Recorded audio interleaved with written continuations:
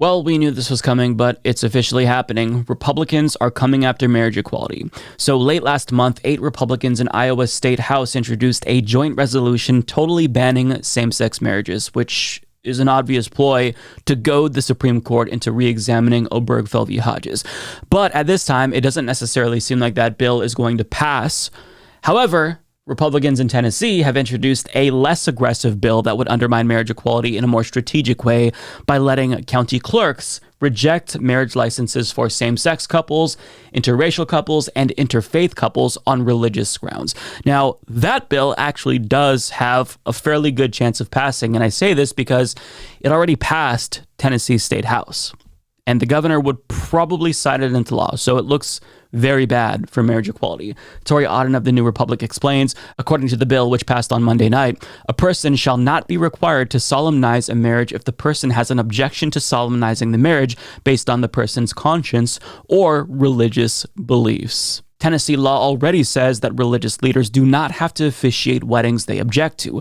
Critics say the new bill goes beyond that and would empower county clerks to refuse to certify marriage licenses, meaning that LGBTQ, interfaith, or interracial couples could be unable to get married at all rather than just needing to find a new officiant for their ceremony. This latest bill was passed alongside another measure that would require drag artists to obtain a permit from the government in order to perform. Both come just days after Governor Bill Lee signed 2 new laws, one banning drag performances in public and another banning gender-affirming care for minors. Yeah, so very scary times that we're living in. They're not just rolling back the clock on marriage equality, which became legal nationwide back in 2015.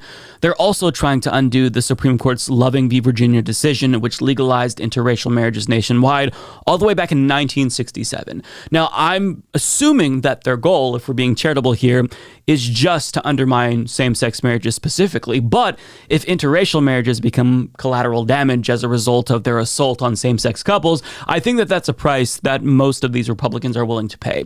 And what's interesting is the wording of this bill would almost certainly trigger a legal challenge because it conflicts with Obergefell v. Hodges and Loving v. Virginia, but somehow technically would be legal under the Respect for Marriage Act. So Otten explains, marriage equality is technically the law of the land thanks to the Respect for Marriage Act, which President Joe Biden signed in December. But Tennessee's bill exploits a major loophole in that law.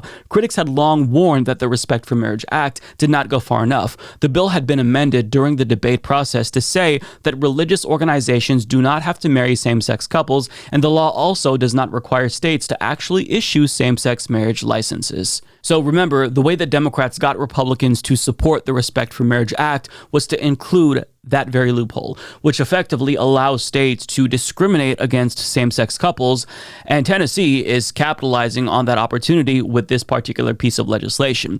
So if this were to pass, I would expect it to be challenged legally and potentially make its way to the Supreme Court, which puts Obergefell and Loving both on the chopping block, which is horrifying to think about. And if this were to happen, if it were to make it to the Supreme Court, there's a couple of outcomes that could happen. I think that the worst case scenario based on the current makeup of the Supreme Court is that they could just overturn Obergefell and Loving and or declare the Respect for Marriage Act unconstitutional. And that means that states would be allowed to totally ban gay and interracial marriages.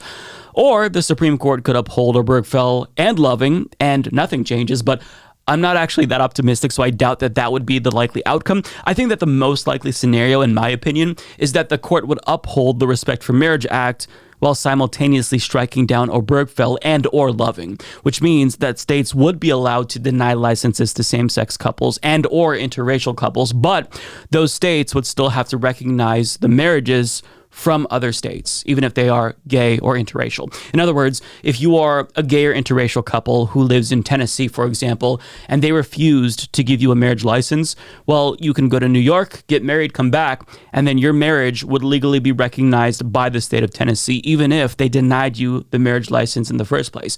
Now, this is still preferable, obviously, to the pre-Obergefell status quo, but it's still obviously unconstitutional because same-sex, interracial, and interfaith couples potentially, they have to jump through additional hoops in certain states that straight and non-interracial couples don't have to jump through. It's a brazen violation of the Equal Protection Clause, but this would be permissible under the Respect for Marriage Act, and that's what this law is trying to accomplish in Tennessee. But this is really all nothing more than conjecture at the moment, because the truth is we really don't know what's going to be the outcome. But I think it is reasonable to assume that we're headed down a very dark and dangerous path where more civil rights, more civil liberties could all be stripped away from us. So pay attention to this, because this is what the next big fight the Republicans are gearing up to do. And this is the next big fight of Republicans, I should say. And it's horrifying, it's regressive, but it's exactly on brand for Republicans. So buckle up, folks. It's going to be a bumpy ride the next couple of years.